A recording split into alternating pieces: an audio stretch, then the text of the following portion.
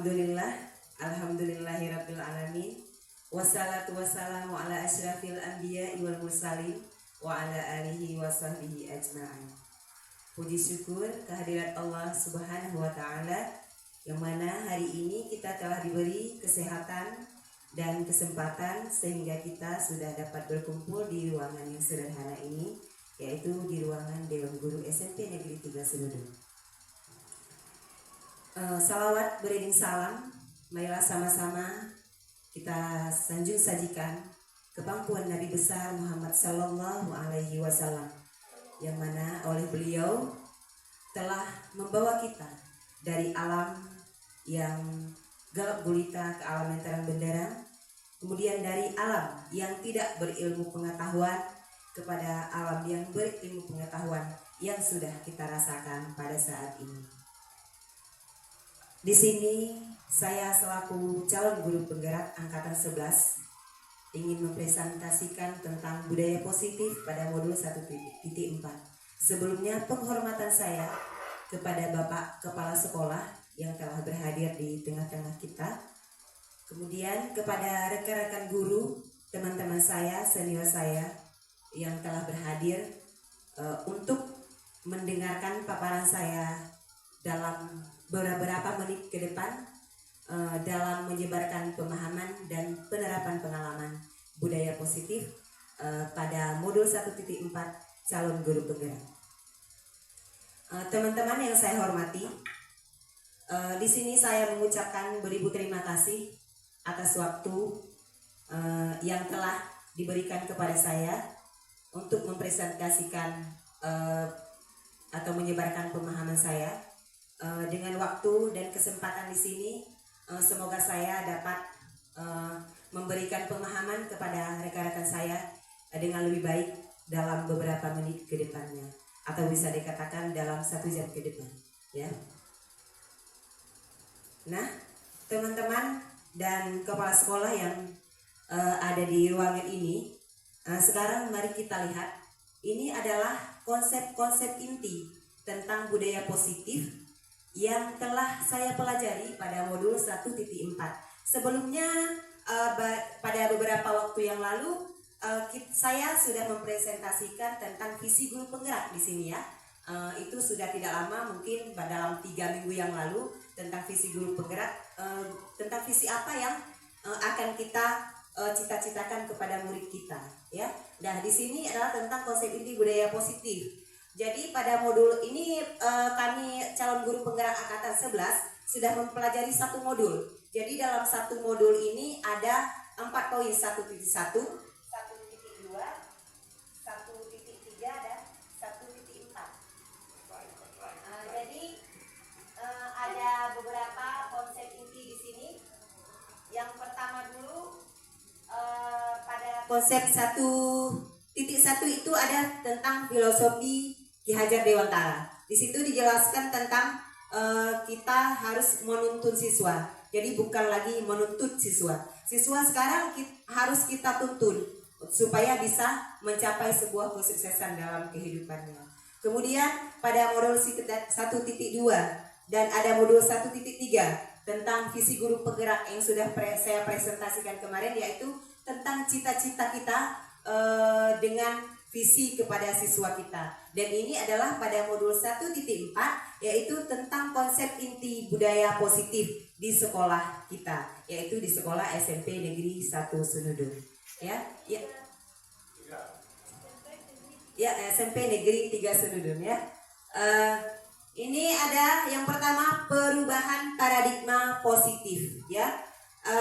Ada yang tahu itu apa yang dimaksud dengan paradigma? Ya, paradigma di sini adalah perubahan. Dulu kan kita membuat pelajaran atau kurikulum kita K13. Sekarang sudah menuju ke kurikulum merdeka, yaitu siswa bisa mencari kebebasan, bisa mencari minat dan bakat dari masing-masing siswa. Di sini perubahan paradigma positifnya adalah merubah pandangan kita kepada peserta didik kita, ya. Yang kedua ada disiplin positif. Ini nanti pada setiap poin-poin ini ada slide penjelasannya. Jadi di sini saya menguraikan dulu satu persatu. Yang pertama perubahan paradigma positif, kemudian disiplin positif, ada nilai-nilai kebajikan, kemudian kebutuhan dasar manusia, ada motivasi perilaku manusia, posisi kontrol guru, kemudian ada keyakinan kelas, dan segitiga restitusi. Ada 8 poin pada konsep IT budaya positif pada modul 1.4 yang sudah saya pelajari. Dan di sini kita akan membahas dan memahami setiap konsep-konsep inti pada budaya positif ini. Oke, Bapak Ibu yang saya hormati. Nah, ini tentang pembelajaran dengan paradigma baru, ya. Di sini pelajaran dengan paradigma baru yaitu perubahan dari K13 menuju kurikulum merdeka.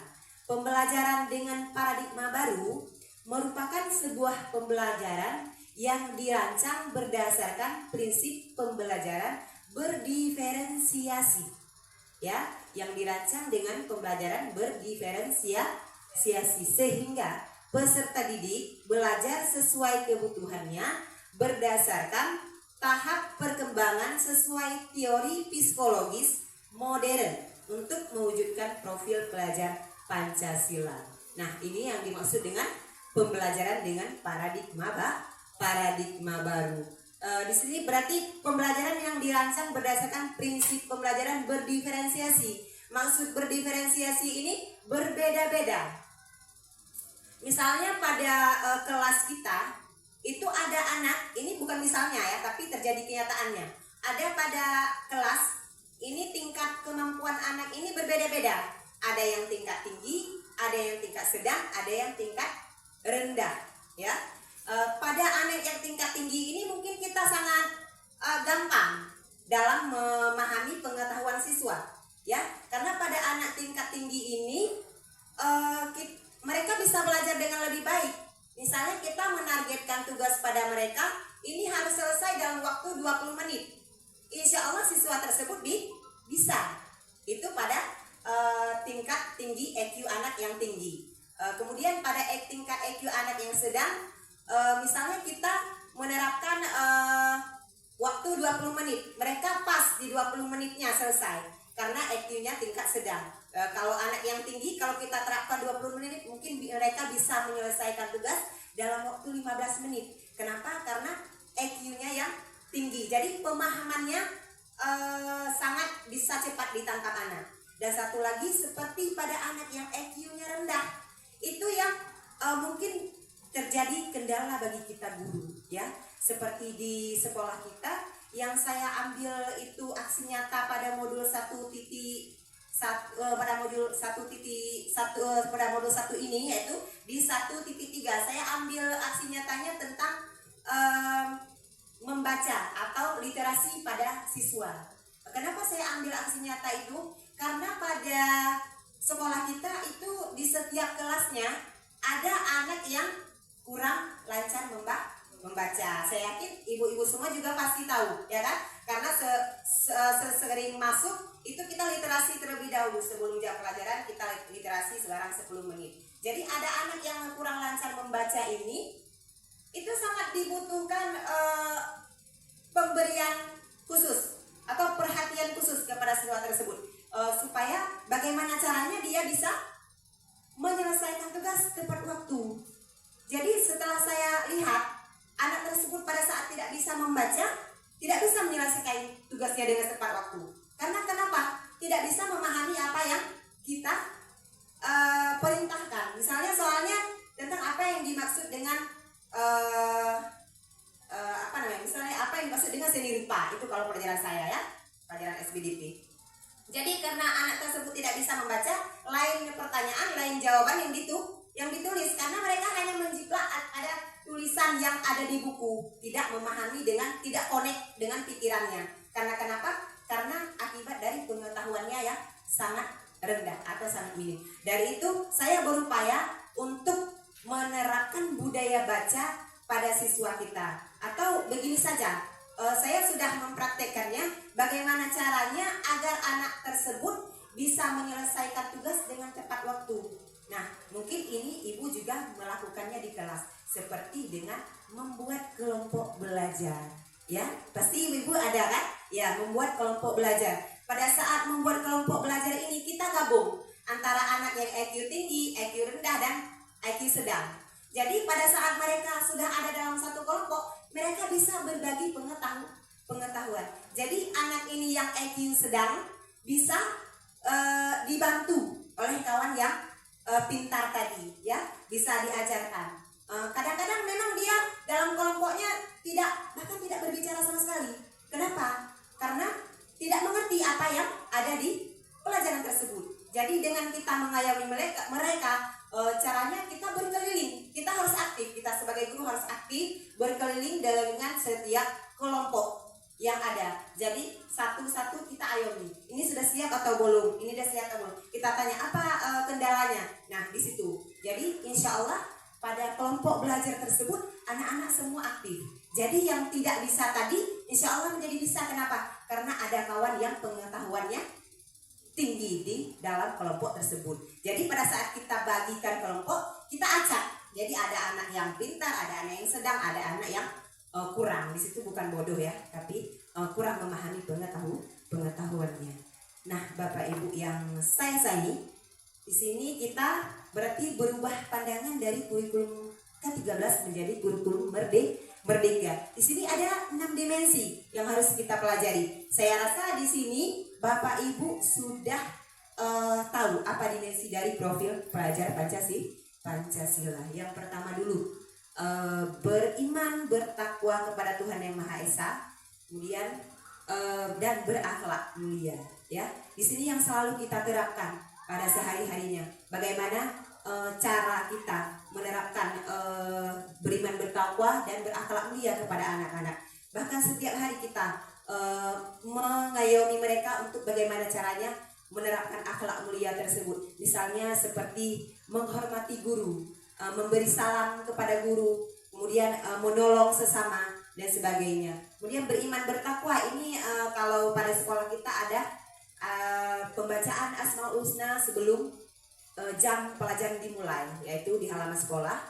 Kemudian ada pembacaan doa pada saat sebelum belajar dan setelah saat mau pulang, gitu ya. Kemudian ada berkebinekaan global. Pada berkebinekaan global ini siswa kita di sini hanya satu agamanya saja dan hanya satu suku saja. Jadi dengan pembelajaran kita memberikan pemahaman kepada siswa bahwa berkebinekaan global itu sangat penting, memahami setiap suku, agama, dan ras dengan masyarakat lain di luar. Kemudian ada kreatif, ya. Di sini kreatif yang ada pada siswa kita adalah sangat banyak. Misalnya kalau pada pelajaran saya seni budaya itu SBDP ya, misalnya menyanyi lagu populer atau seperti menggambar model. Sebelum saya menjelaskan menggambar model tersebut, mereka sudah tahu, bahkan ada yang sudah menggambar di buku gambar dengan gambar yang sangat menarik. Jadi disitulah kita melihat kreativitas siswa kita bahwa mereka memang benar-benar kreatif.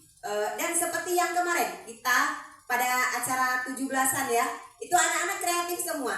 Bahkan bukan gurunya yang mengarahkan ini harus buat ini, harus buat ini. Tidak, mereka kreatif sendiri. Seperti membuat baju dari daur ulang dari kertas. Nah, itu kreativitas dari siswa sendiri.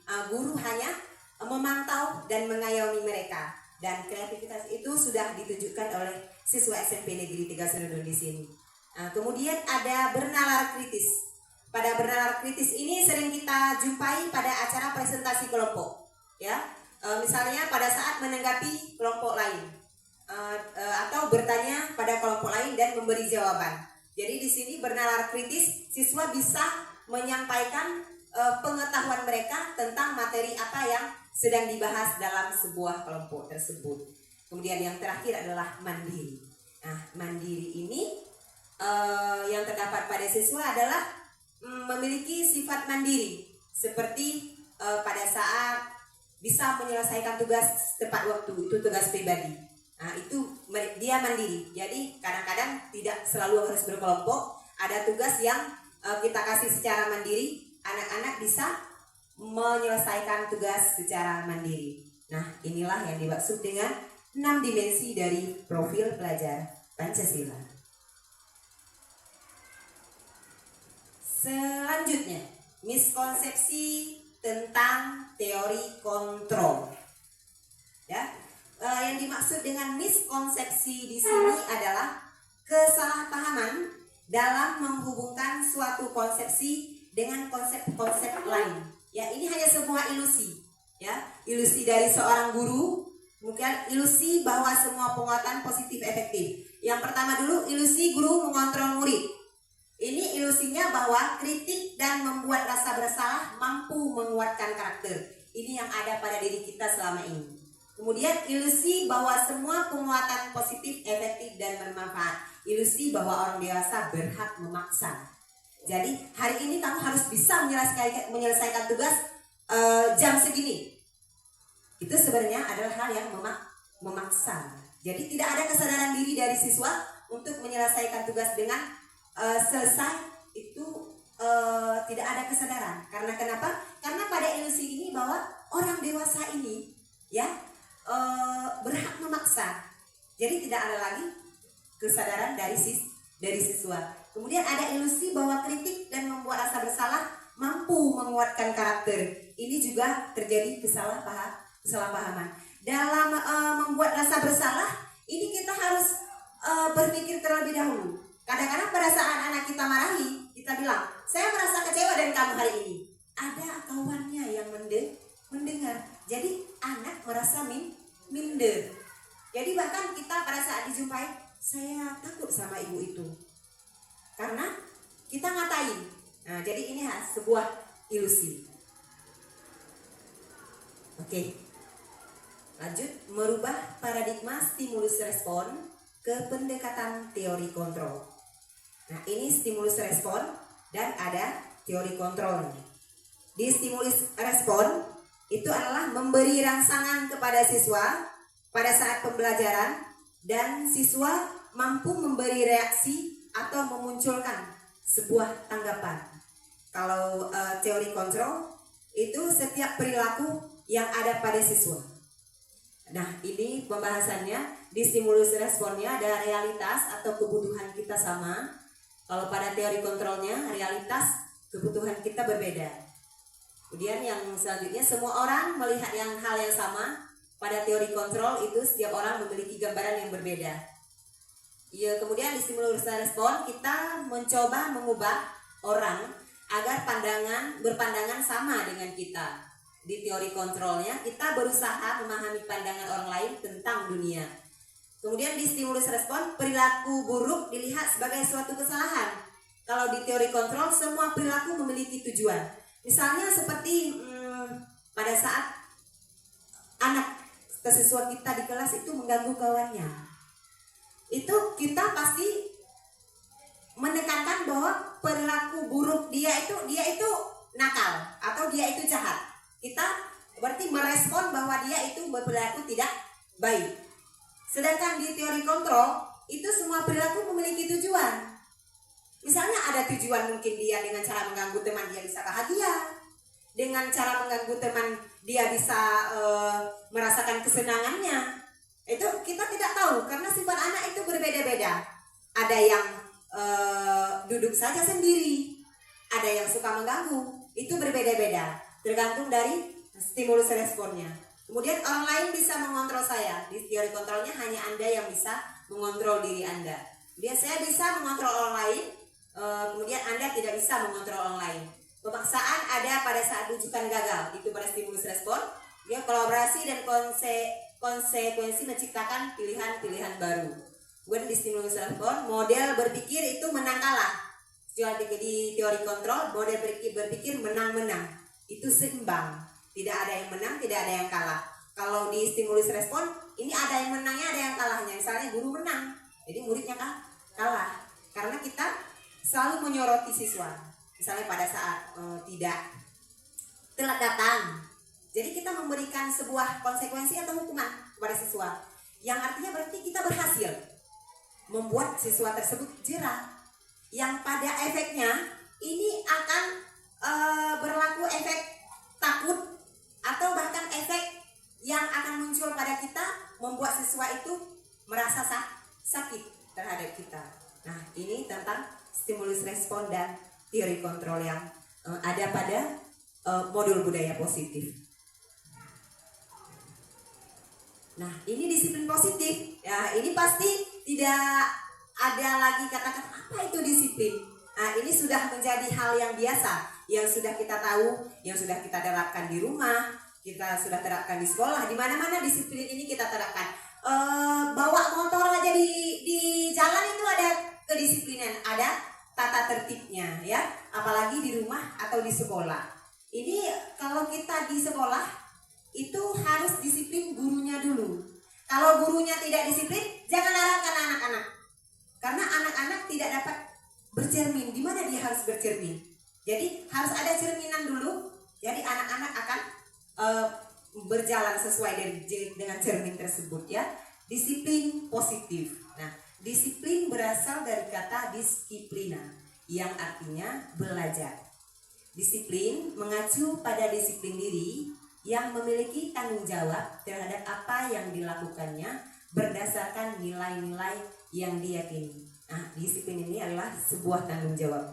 Misalnya masuk kelas atau bel berbunyi jam 7.30. Anak-anak sampai pada jam 7.30. Kita sebagai guru juga sampai pada jam 7.30. Berarti kita memiliki tanggung jawab terhadap apa yang kita lakukan. Kemudian ada disiplin positif. Merupakan salah satu cara penerapan disiplin yang bertujuan untuk menumbuhkan kesadaran serta memberdayakan peserta didik tanpa imbalan, tanpa penghargaan atau reward, atau ancaman atau hukuman. Nah, disiplin positif ini berarti tidak ada sebuah imbalan, tidak ada sebuah penghargaan, tidak ada sebuah hukuman.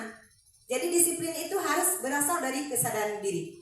Misalnya disiplin memberdayakan peserta didik dengan imbalan atau penghargaan. Misalnya di kelas ada anak yang bisa menyelesaikan tugas tepat waktu. Setiap hari dia bisa menyelesaikan tugas tepat waktu. Kita kasih dia misalnya penghargaan seperti memuji tingkat tinggi. Berarti kamu ini adalah primadona kelas, kita bilang gitu kan. Jadi ada anak-anak lain yang iri terhadap kata-kata kita. Jadi kita tidak harus ada penghargaan tersebut. Kenapa? Karena jika tidak harus ada penghargaan, mereka tidak ada berkenan. Saya hari ini harus ini loh, harus bisa menyelesaikan tugas karena ada penghargaan nanti dari ibu itu. Pas masuk guru lain, nggak ada penghargaan atau imbalan itu. Jadi anak-anak tidak mau belajar dengan dari kesadaran diri. Karena guru ini kasih permen buat dia, atau guru ini kasih pulpen cantik. Pas masuk guru yang lain nggak ada pulpen cantik sama permen itu.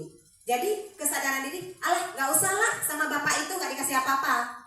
Nah, jadi tidak harus ada imbalan atau penghargaan tersebut. Kemudian hukuman atau ancaman terhadap siswa. Nah, ini seperti kita memberi sebuah hukuman. Misalnya anak-anak tidak menyelesaikan tugas pas waktu yang ditentukan. Jadi kamu nggak boleh istirahat ya. Nah, jadi pas jam istirahat kamu harus selesaikan tugas ini. Jadi anak-anak di sini merasa tertekan. Kenapa? Karena ada pemaksaan. Jadi ada hukuman. Nanti efeknya kenapa? Dia menjadi takut, bahkan ada rasa sakitnya kepada guru tersebut. Jadi mari kita membuat disiplin tersebut dengan muncul dari kesadaran diri siswa. Bagaimana caranya? Kita sama-sama akan menerapkan hal disiplin yang tumbuh dari kesadaran diri siswa. Nah, di sini sebagai pendidik, tujuan kita adalah menciptakan peserta didik yang memiliki disiplin diri sehingga mereka berperilaku mengacu pada nilai-nilai kebajikan universal dan memiliki motivasi intrinsik dalam perubahan perilaku yang lebih baik. Nah, ini tujuan daripada kita peserta didik adalah memiliki disiplin diri. Nah, berarti harus disiplin diri dulu, baru kita arahkan murid untuk disiplin agar mereka berperilaku pada nilai-nilai kebajikan universal dan motivasi intrinsik, yaitu motivasi yang muncul dari dalam diri siswa tersebut. Jadi tidak ada paksaan, tidak ada harus ada penghargaan dan lain-lainnya. Jadi harus ada kesadaran dari siswa tersebut. Oke, Bapak Ibu, ini adalah nilai-nilai kebajikan. Dan ini saya rasa ada pada setiap murid kita. Yang pertama, profil pelajar Pancasila seperti yang sudah saya jelaskan tadi. Beriman, bertakwa kepada Tuhan Yang Maha Esa, berakhlak mulia, berkebinekaan global, gotong royong, mandiri, bernalar kritis, dan kreatif.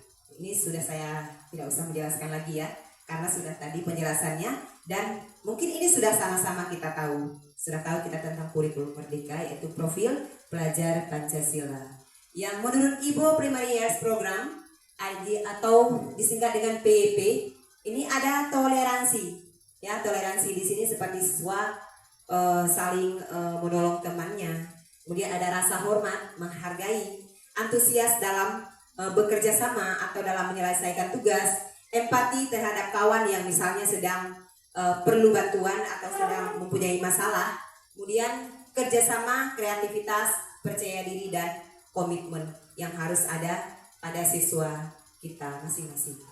Dan yang selanjutnya adalah poin 9 pilar karakter Indonesian Heritage Foundation, garing IHF. Ini ada cinta Tuhan dan segenap ciptaannya, ada kemandirian dan tanggung jawab, kejujuran, diplomatis, hormat dan santun, dermawan, suka menolong, dan gotong royong. Kemudian ada harus percaya diri, kreatif dan bekerja keras, kepemimpinan dan keadilan, baik dan rendah hati, toleransi, kedamaian, dan kesatuan. Dan saya rasa ini ada pada setiap diri peserta didik kita. Karena apa? Kita sesama manusia harus ada toleransi. Itu sudah hal yang biasa kita lakukan, saling tolong menolong dan sebagainya. Seperti ada yang mengganggu kawannya, pasti ada kawan yang lain yang menolongnya. Itu ada dari setiap peserta didik kita, menghargai sesama teman, kemudian antusias dalam membuat tugas, kemudian kerjasama itu dalam kelompok belajar, baik dalam kelompok belajar ataupun pada di lingkungan sekolah. Pada saat gotong royong itu juga dinamakan dengan kerjasama. Yang dimaksud dengan kerjasama itu pada saat kolaborasi dengan sesama, ya. Juga di 9 pilar karakter ini juga sama, ada cinta Tuhan dengan segenap Tuhannya sampai ke kedamaian dan kesatuan. Nah, ini pada poin selanjutnya ada kebutuhan dasar manusia. Nah, apa itu kebutuhan dasar manusia? Kebutuhan manusia adalah segala sesuatu yang dibutuhkan oleh manusia untuk mempertahankan keseimbangan kondisi fisiologis dan psikologis yang bertujuan untuk mempertahankan kehidupan dan kesehatan. Ini adalah kebutuhan dasar manusia yang akan kita pelajari di slide selanjutnya. Dengan pengertiannya adalah sesuatu yang dibutuhkan oleh manusia untuk mempertahankan keseimbangan kondisi fisiologis dan psikologis yang bertujuan untuk mempertahankan kehidupan dan kesehatan baik pada murid maupun pada guru. Nah, inilah yaitu 5 kebutuhan dasar manusia. Yang pertama, penguasaan. Ada kasih sayang dan rasa diterima, ada kesenangan, kebebasan, dan bertahan hidup. Nah, di sini pada penguasaan, contohnya itu penguasaan pada anak. Itu misalnya dia berprestasi di SMP Negeri 3 Senudun ini. Jadi di sini dia merasa menjadi penguasa, bahwa di sini dia adalah yang paling pintar di sekolah SMP Negeri 3. Nah, ini kebutuhan dasar manusia ini harus bisa dirasakan oleh setiap siswa kita. Jadi penguasaan di sini pas diumumkan nilai rapor atau diumumkan ranking. Jadi ada misalnya si Marzatillah adalah murid berprestasi di SMP Negeri 3 Senudun. Dia merasa bahwa dia berkuasa di sini. Sayalah yang menjadi primadona atau yang menjadi murid paling pintar di sekolah ini. Nah, itu disebut dengan penguasaan. Kemudian kasih sayang dan rasa diterima. Di sekolah kita itu anaknya lain-lain karakternya. ada yang pendiam, ada yang nakal, brutal dan sebagainya. Ini anak-anak yang kita berikan kasih sayang dan rasa diterima, kita harus pantau dia siapa.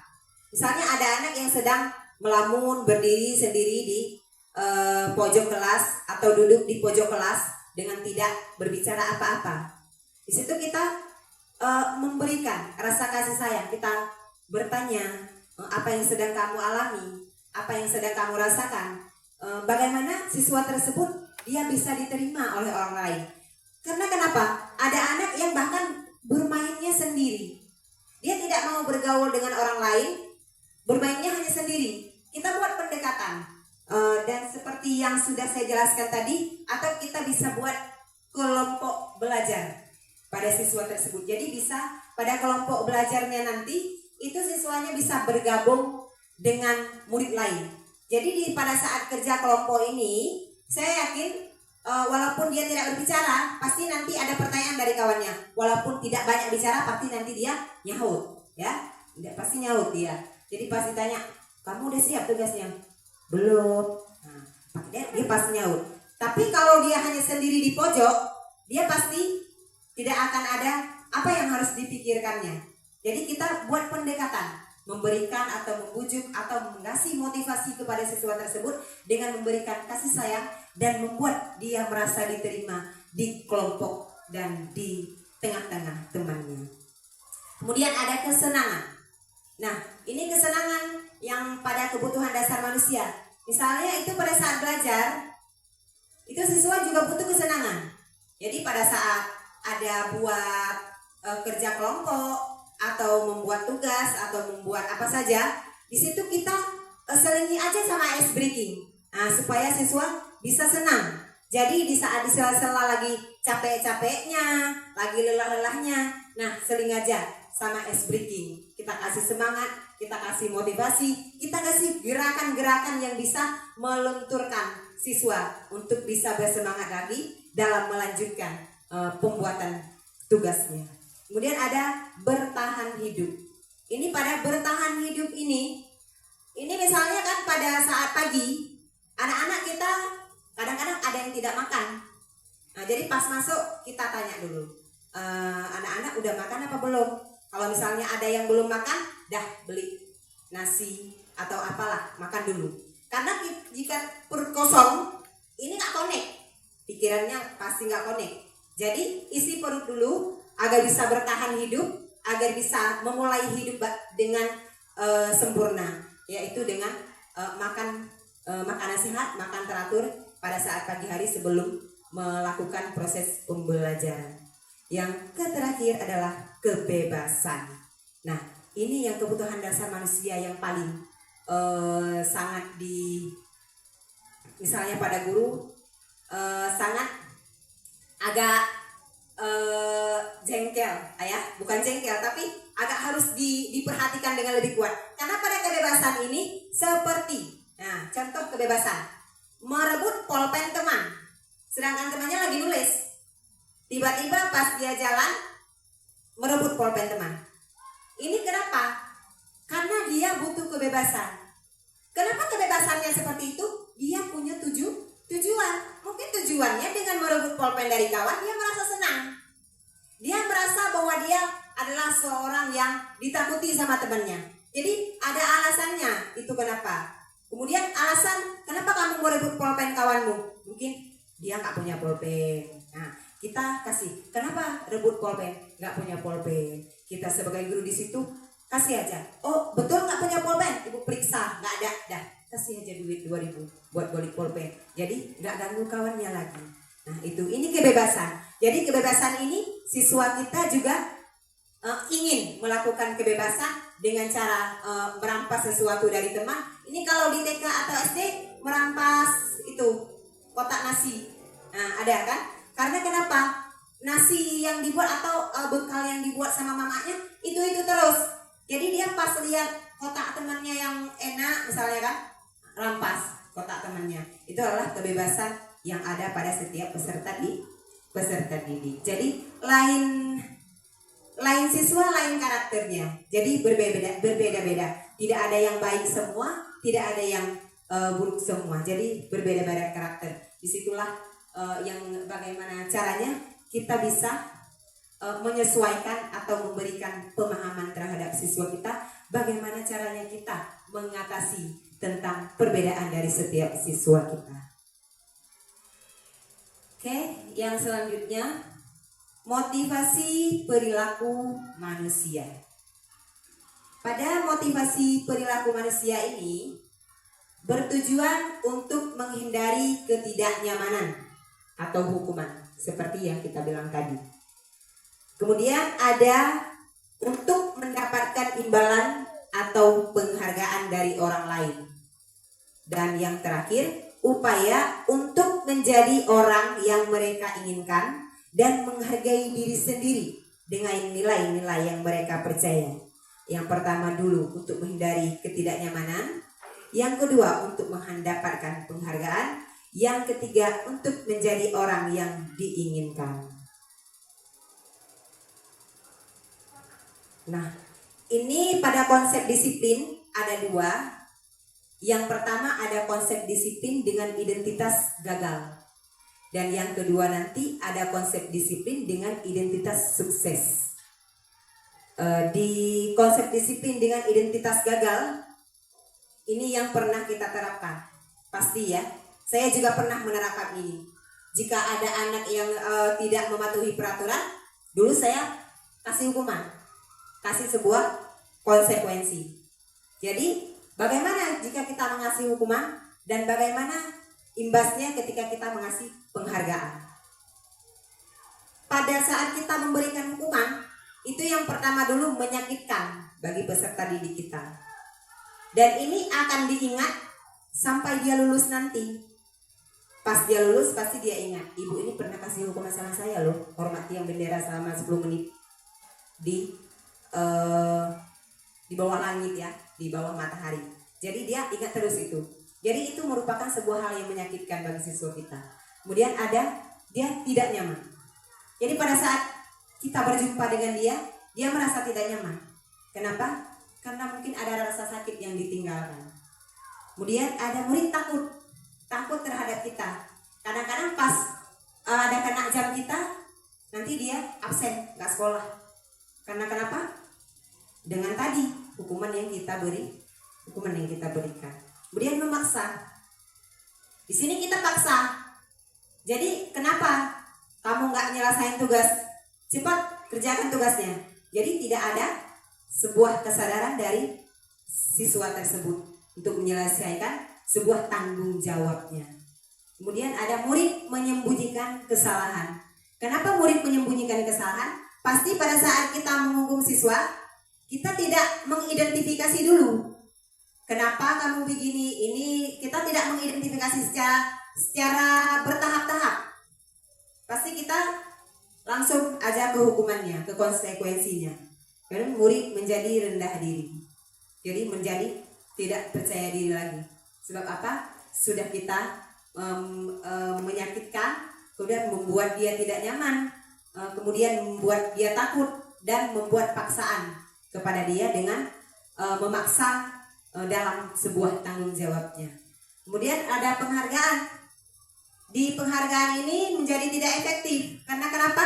Bisa merusak hubungan. Ada sifat iri kawannya nanti. Misalnya pada saat kita memberikan sebuah hadiah atau sebuah pujian, itu ada siswa lain yang merasa iri terhadap siswa yang kita beri penghargaan tersebut. Kemudian ada mematikan kreativitas. Ada menghukum dengan sistem ranking, merampas hak menghargai dirinya. Ini yang akan timbul pada saat konsep disiplin dengan identitas gagal ini kita terapkan pada siswa-siswi kita di sini.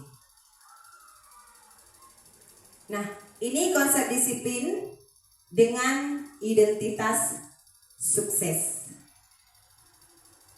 Yang pertama dulu ada konsekuensi. Yang kedua ada restitusi. Pada konsekuensi ini anaknya bakal patuh. Kenapa? Karena konsekuensi ini timbul dari peraturan yang ada. Jika peraturannya misalnya masuk kelas tepat waktu, Konsekuensinya jika tidak tepat waktu, misalnya baca surat Al-Ikhlas 3 kali di depan kelas, itu misalnya ya. Jadi yang menjadi di sini adalah penguatannya jangka pendek, jadi tidak akan berjangka panjang. Kemudian perlu monitoring yang berkelanjutan, perlu membuat atau kita memonitoring berkelanjutan. Kemudian ada stimulusnya, murid menghormati peraturan yang ada, yaitu misalnya seperti yang tadi, kalau saya telat masuk kelas, saya bakalan disuruh baca surat Al-Ikhlas 3 kali. Jadi nggak apa-apa aja, telat aja sedikit ya, kan nanti cuma baca surat Al-Ikhlas 3 kali. Jadi ya udah, telat aja 3 menit, nah gitu. Ada siswa yang begitu ya, cuman sedikit tapi pasti ada. Nah itu konsekuensi kehilangan waktu untuk merenungi kesalahan. Pada saat siswa masuk, kita terus tanya, telat 5 menit kan? Nah konsekuensinya apa? Dia bilang terus jawab, baca surat Al-Ikhlas Bu 3 kali. Ya udah baca terus.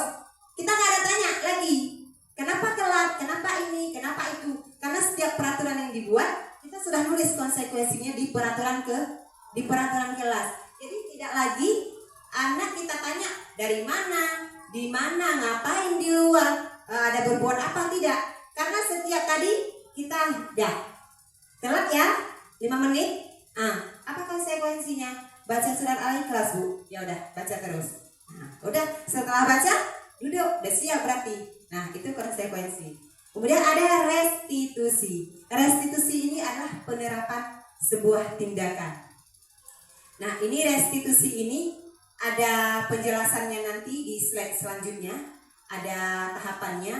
Ada penjelasannya. Yang pertama dulu, murid bertanggung jawab untuk setiap perilaku yang dibuat, untuk setiap sebuah kesalahan yang dibuat, dia akan bertanggung jawab. Yang kedua, fokus pada pemecahan masalah jangka panjang. Ini akan terjadi pada masalah jangka panjang. Kemudian murid menghormati dirinya dan orang lain. Jadi kita guru tidak memaksa, tidak menakuti, tidak membuat siswa tersebut tidak nyaman. Karena kenapa di sini seperti yang tadi kita bilang, menang-menang, tidak ada menang kalah. Ya. Kemudian ada teori kontrol. Teori kontrol di sini adalah ada pada diri murid tersebut, bukan pada diri kita yang mengontrol dia. Misalnya harus mengasih hukuman, harus mengasih konsekuensi, tapi dia bisa mengontrol diri dia dengan setiap pertanyaan yang kita ajukan nanti. Kemudian murid bersemangat memperbaiki kesalahannya.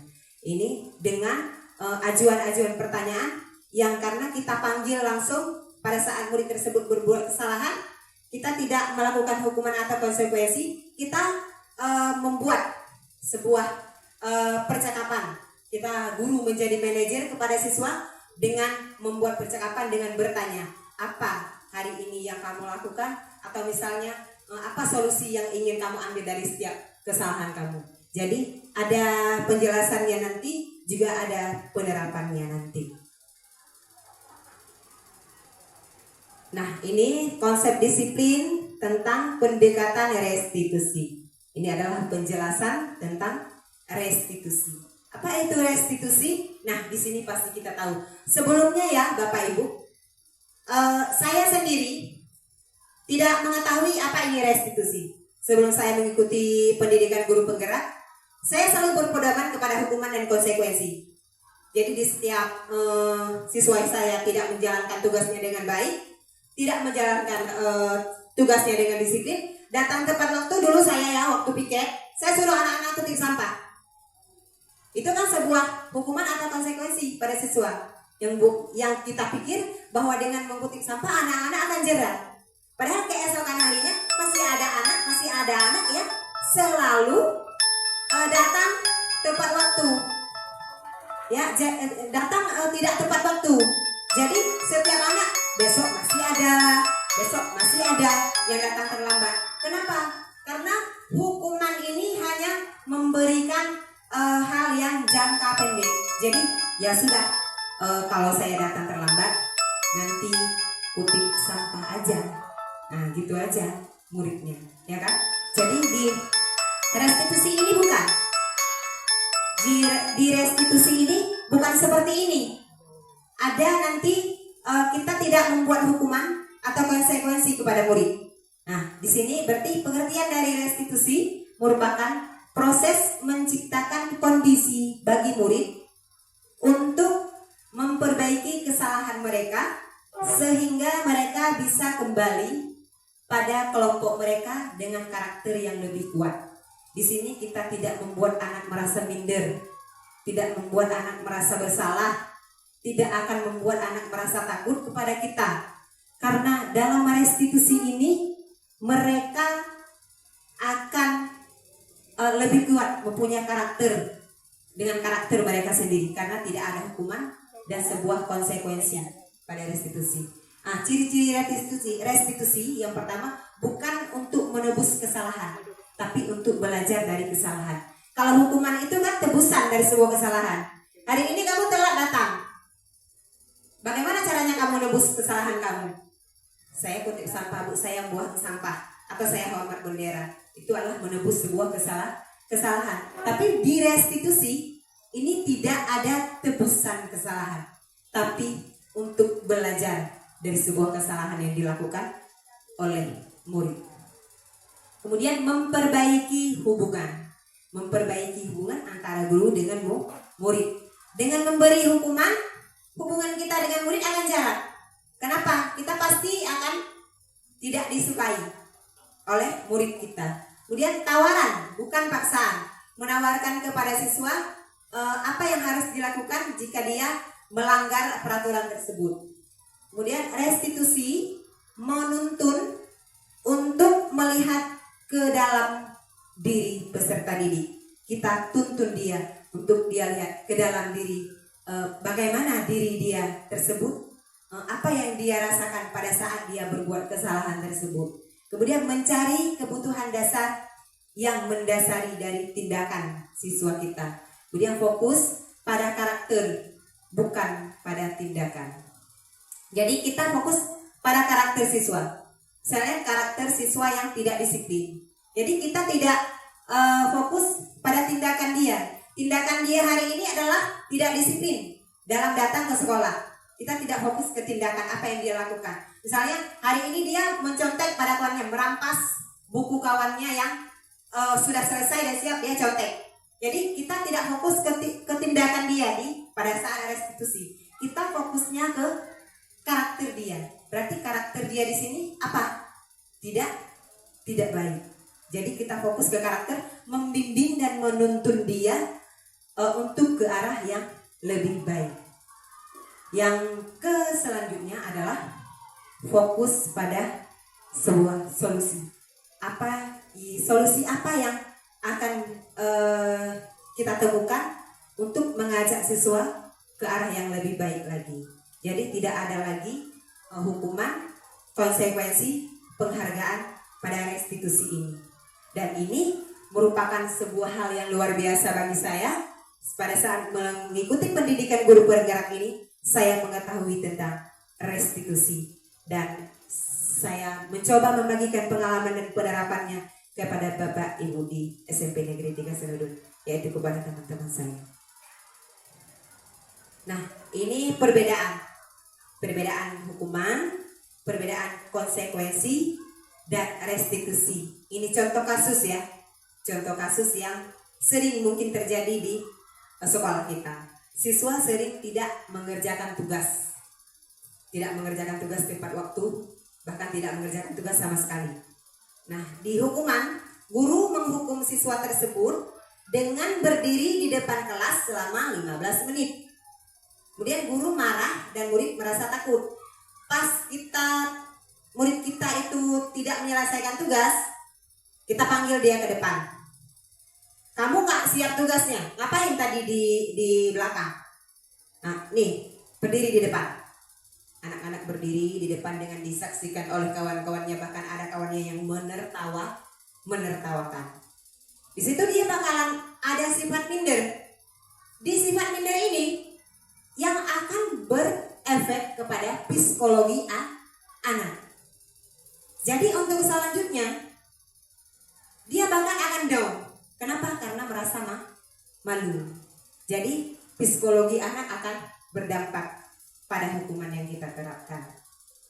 Kemudian di konsekuensi, guru memberikan konsekuensi untuk mengerjakan tugas tersebut dengan tidak memberikan jam istirahat kepada siswa. Guru tegas dan siswa menghormati peraturan.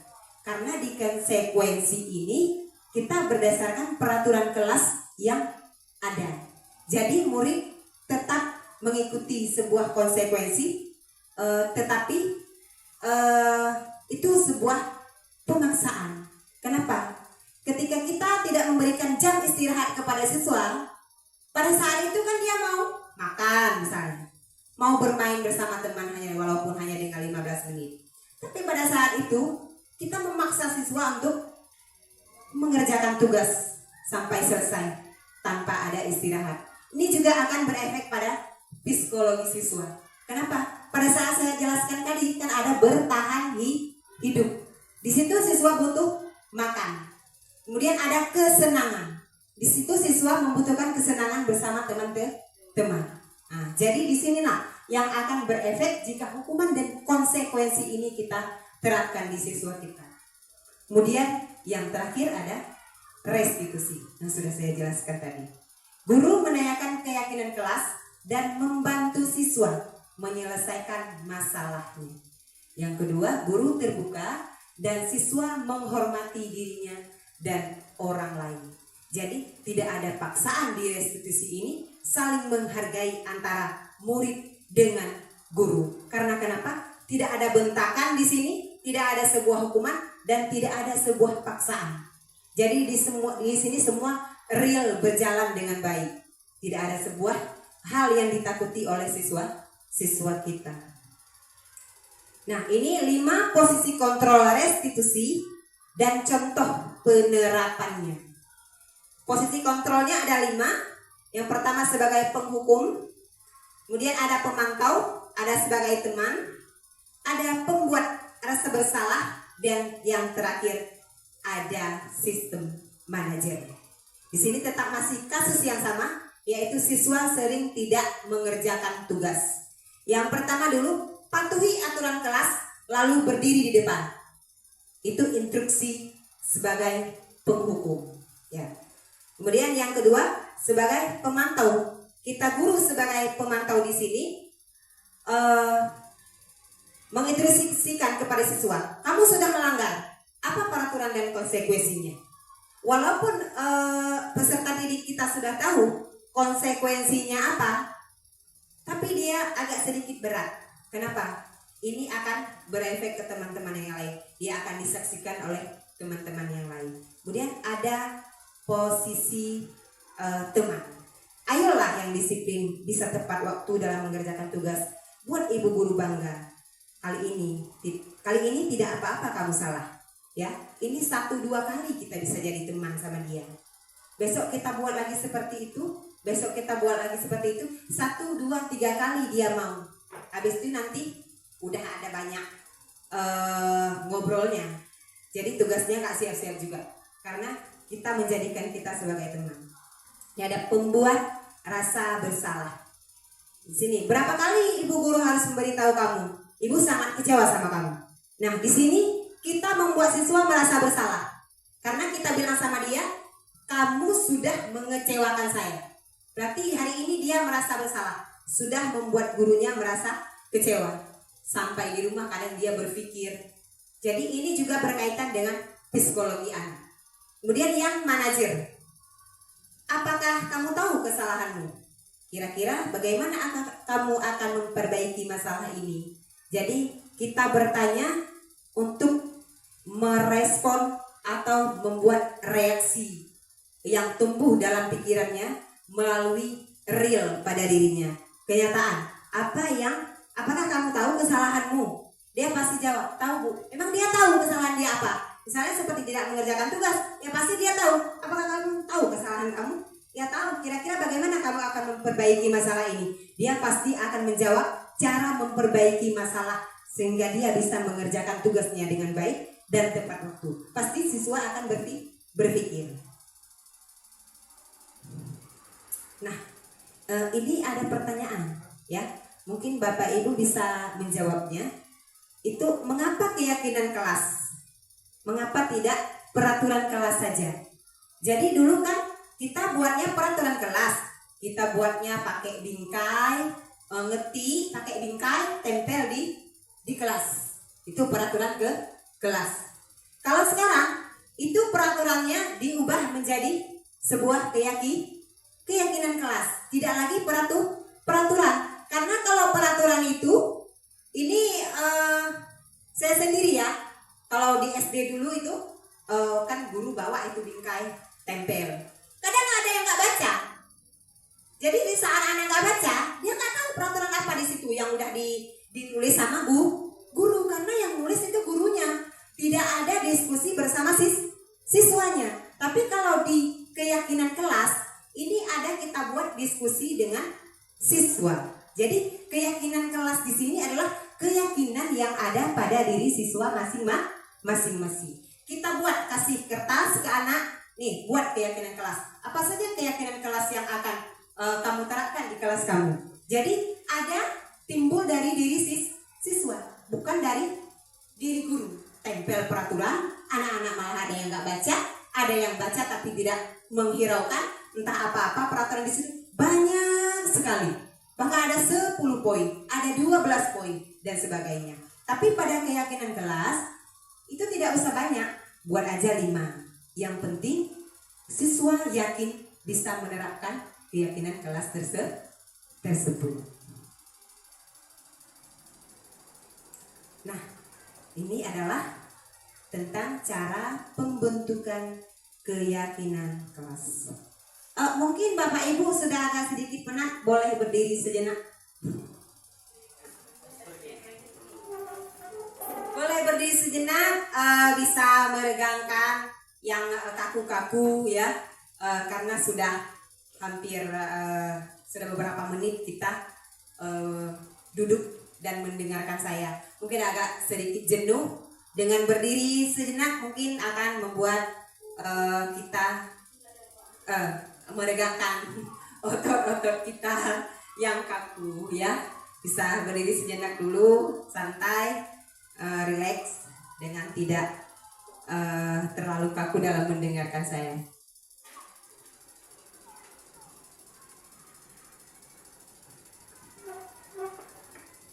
Jika sudah, boleh duduk kembali, Bu.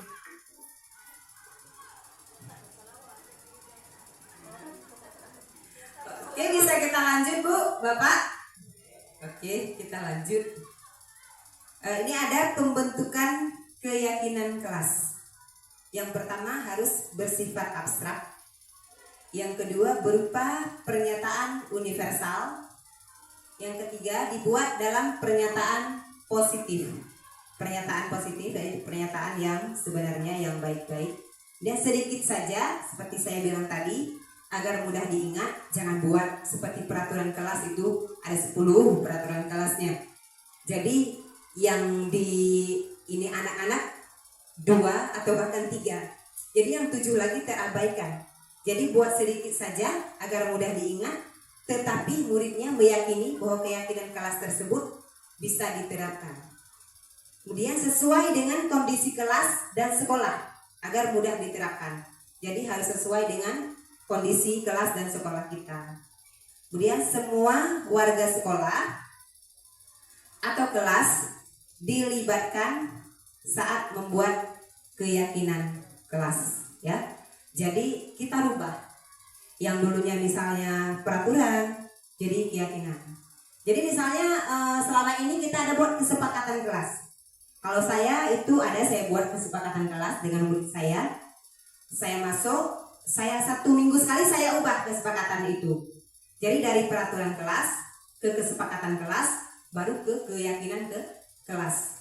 Jadi kesepakatan kelas itu juga mereka yang tunjuk tangan. Hari ini kita buat kesepakatan kelas ya. Iya Bu, katanya. Dah, apa aja kesepakatan kelasnya? Mas, misalnya gini. Tidak ada yang berbicara pada saat belajar, dijawab. Itu dijawab siswa ya. Nah, memang dijawab terus. Karena itu memunculkan dari kesadaran siswa. Jadi saya lihat Pada saat mereka berbicara, ada kawannya yang berbicara, kawannya lagi, jangan bicara. Tadi kesepakatan kalian kita nggak ada yang bicara, ada yang ingatin. Jadi karena kesepakatan itu mereka yang buat. Jadi kemudian dua, misalnya, kalau ada yang terlambat berdiri di luar, itu misalnya ya, di pas ada anak yang terlambat, jangan masuk dulu, kesempatan kita berdiri di luar dulu 5 menit, ini misalnya. Jadi mereka menerapkannya. Itu yang lahir dari kesadaran diri mereka. Jadi kita buat kesepakatan kelas, tapi yang positif. Karena kan ada anak yang nanti bilang gini, Bu, kesepakatan kelas kita duduk di lantai sambil guling-guling, misalnya kan. Ada anak-anak seperti itu, kan ada yang lucu, karena karakter anak kita itu beda-beda, kan. Jadi diterima atau ditanggapi secara positif ke anak, bahwa kesepakatan kelas itu harus dengan kata-kata yang positif. Jadi tidak harus menyolok, ya. Nah, itu aja. Kemudian semua warga sekolah atau kelas dilibatkan saat membuat sebuah keyakinan kelas. Itu seluruh guru harus dilibatkan. Karena kenapa? Guru yang lainnya juga harus tahu. Jadi pada saat keyakinan kelas, ini bukan saya saja yang tahu. Jadi semua guru harus tahu. Pas masuk ke kelas itu, jadi kita sudah tahu keyakinan kelas apa yang mereka terapkan di kelas dia. Jadi kita sudah tahu. Dengan sudah tahu, kita sudah bisa bagaimana cara kita mengajar di kelas tersebut. Dan saya yakin dengan keyakinan kelas ini, kita akan bisa belajar dengan nyaman bersama murid-murid kita. Kemudian ada segitiga restitusi. Nah, ini merupakan segitiga restitusi. Ini ada gambar segitiganya. Yang pertama, validasi tindakan yang salah. Kemudian ada menanyakan keyakinan. Yang terakhir, menstabilkan identitas. Jadi setiap segitiga ini ada pertanyaan-pertanyaan yang akan kita ajukan kepada murid kita yang bermasalah. Ini adalah pengganti dari sebuah hukuman dan konsekuensi yang pernah kita buat di masa-masa yang sudah berlalu. Jadi sekarang kita menerapkan restitusi di sekolah kita. Tidak ada lagi penghargaan, tidak ada lagi sebuah hukuman, dan tidak ada lagi sebuah konsekuensi terhadap siswa kita. Jangan membuat murid kita takut, jangan membuat murid kita terpaksa. Jadi jangan mengganggu psikologi siswa. Segitiga restitusi adalah suatu proses dialog yang dijalankan oleh guru dengan murid agar dapat menghasilkan murid yang mandiri dan bertanggung jawab.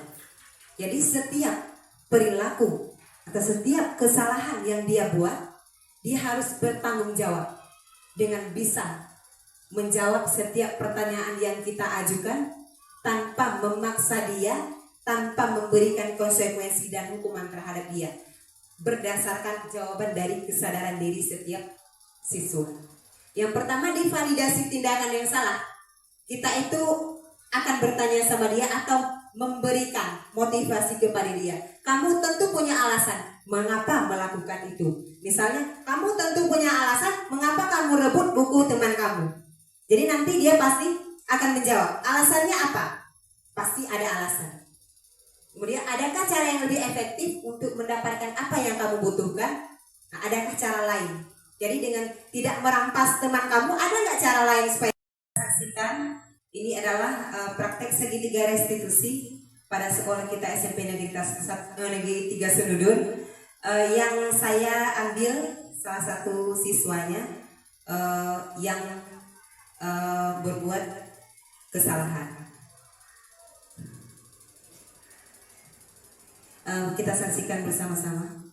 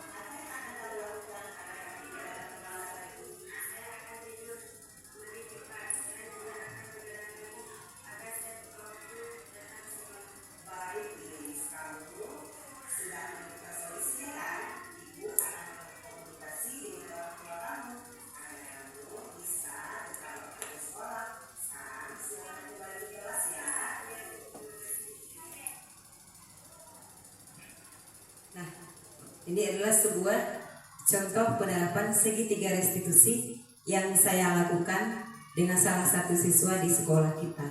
Nah, ini yang dimaksud dengan restitusi. Jadi tidak ada paksaan kepada anak, tidak memberikan hukuman kepada anak. Jadi anak terlahir dari kesadaran diri dalam menjawab setiap pertanyaan yang kita ajukan, dari memvalidasi tindakan, menanyakan keyakinan, dan menstabilkan identitas dia. Jadi tidak ada sebuah tindakan paksaan atau sebuah hal yang menjadi pemicu sakit hatinya dia terhadap kita. Kemudian ini ada, misalnya kita kan ada tanggapan siswa. Ada siswa yang menanggapi kita pada saat kita memberi hukuman, ada efek bahwa dia akan sakit hati kepada kita dan akan mengingat selalu tentang yang kita lakukan terhadap dia. Tapi kadang kalau pada segitiga restitusi ini, setelah kita melakukan segitiga ini, anak-anak malah memberikan respon yang positif terhadap kita. Ini ada sebuah tangkapan dari siswa kita tentang segitiga restitusi ini.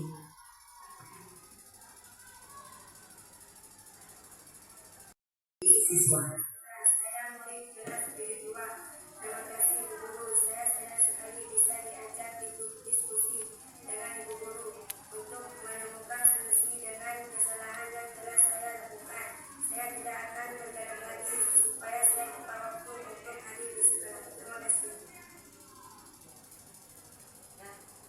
Itulah tanggapan dari siswa setelah kita melakukan segitiga restitusi dan menerapkan kepada anak-anak kita. Jadi tidak ada timbul rasa bersalah pada diri siswa, karena di sini kita akan menemukan sebuah solusi bagaimana cara siswa kita untuk menyelesaikan sebuah permasalahannya. Yang dari sini selesai sudah presentasi saya hari ini tentang budaya positif modul 1.4 saya. Mungkin ada tanggapan dari ibu-ibu atau bapak untuk membangun motivasi saya dengan calon guru penggerak.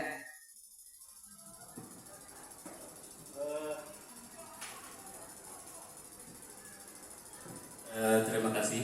Kami akan memberikan sedikit tanggapan terhadap salah satu guru kami yang sekarang lagi menempuh pendidikan sebagai calon guru penggerak.